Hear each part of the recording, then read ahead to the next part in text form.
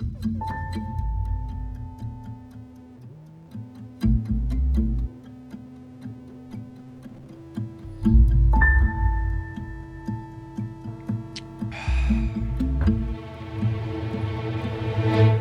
money the root of all evil?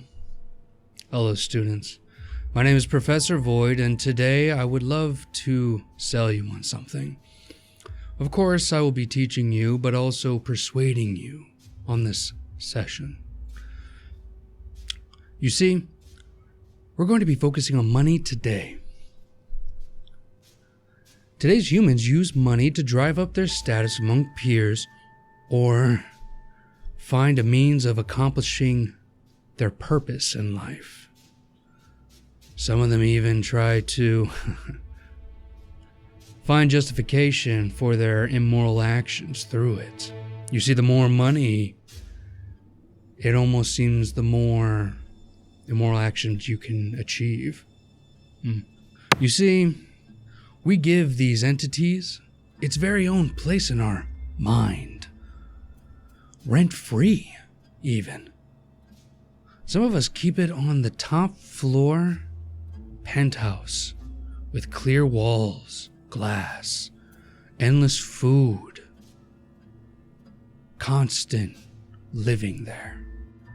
In most religions, humans squeal to the fact that money is the root of all evil. Yet again, I ask, is it? Let me tell you something. Humans inherently, hypocritically, are greedy beings. It's practically in our DNA, really. We're trying to cast its illusion to justify our needs. You see, we use it to solve other people's problems, but really to even use it to solve our own, to justify our needs, to hide our wants. Although it's a noble gesture, no one is defining which one is which, really. Humans' nature to want is a need for humans.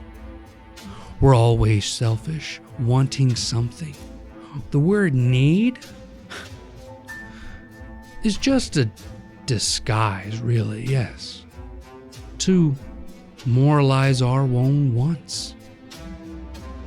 I need more time. I need more space. I need money. I need this. I need that. We need your contribution. You change it to a want and the perspective really does change. Although this is a, to be honest, a dead-end topic, wants and needs are two sides of the same coin that still need to be defined, especially when it involves money. I will teach you the basics of money and how it affects our wants and needs. And of course, throwing in the terminologies of assets and bills and banks. Because again, the human knowledge of money needs to be learned. Because the wants and needs are obscured, but money is always truthful. So please, come with me so we all can enjoy this lovely journey in this session. I will make you rich with knowledge. Let's get to it. Money is the primary unit used to measure exchange. You see, back in the old days, a person would trade or barter a service or a good for a service or a good. They didn't have a reliable measuring source of what they were giving away or taking in. Barbaric times, really, if I say so myself. The need for these units of value, meaning the goods and services, increased faster and faster as humans were crawling their way to the top of the food chain. Of course, people were poor and didn't have the goods or services available at the time. So the rich created money. Whether it was a paper or a chunk of shiny metal, people found their value. If you had more of the paper or polished metal, you could buy more As a result, your needs would be less. Unknowingly, their wants were also growing.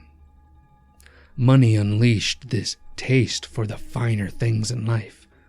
The need for more paper and metal and goods and services became unquenchable.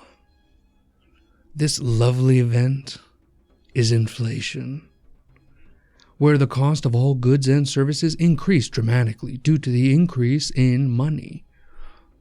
It may be sad to see, but again, it's all part of a chaotic cycle to solve our wants and needs with goods and services.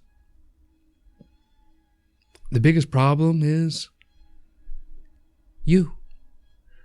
You need to know your wants and needs. Let us step away from the money and talk about how exactly to use it. Let's divide our wants and our needs. Now, to actually separate your wants and needs, you need to take steps back and look at what keeps you alive. Let us start right there. You need sustenance in life, like food, water, and attention. You need protection in life from the outer elements and people. Shelter is what you need. Lastly, clothing to blend in society and to also keep you warm and what other uses it might have for you humans. So, you need food and water, sustenance mainly. You need shelter, and you need clothing. Let's make those our basics. Now you have a standard of living, and now you must live within those standards. No social encounters, too expensive. No new clothing, it's a complete waste, let's be honest. Sorry parents, sorry lovers, sorry children, I'm not going home for the holidays. We must live within our means. We must be savvy. We must break away from these things holding us back that require us to spend time, money for other people and other things. We should not do this. We must save. And once you have accomplished this and racked up some burned bridges and savings, you now start figuring out what you want. The needs are handled for. You have a solid foundation. It's fine. You've earned this to go after your wants, so go ahead and splurge. Buy that watch, purse, that new car, a house, a feeling, person, place, or thing. Nouns mean nothing to you anymore when you have money. Turn your nouns into verbs. Feel everything. Go. Please buy it all. You have all the want and need you would ever want and need. You have lost connection along the way. Sure, people don't talk to you, but now you have new people. You have new friends. Those old connections, they were holding you back, baby. It's time for you to fly. Now, to properly save your money, well, you can't really stuff it in a mattress. No, I think the proper way to actually keep your money secure is within what people would call banks.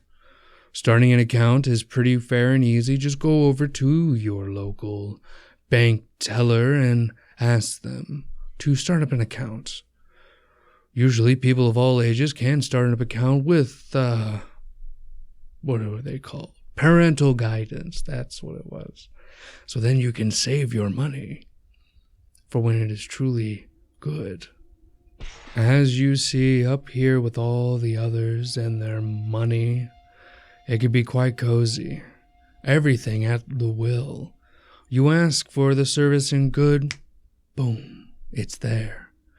You're practically committing magic, really.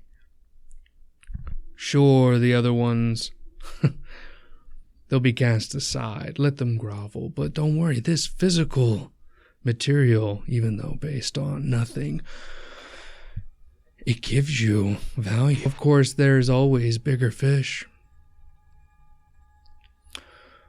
While you swim in this sea of money, bonds, stocks, property, and people, there is still someone ready to pick you out. It only takes a good chunk of bait. So be secure with your money. Keep it tight. Keep it close. Their eyes watching, hooks armed, ready to yank you into the air with all the other poor ones.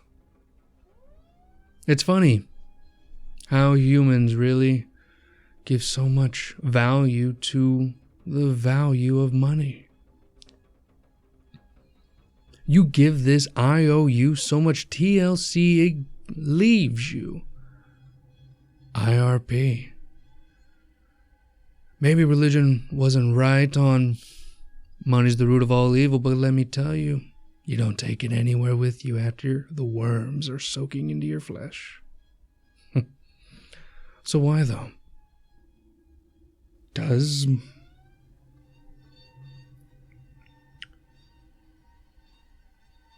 money bring you happiness? Happiness isn't evil, so money can't be evil. As long as you have money, you have happiness. Right?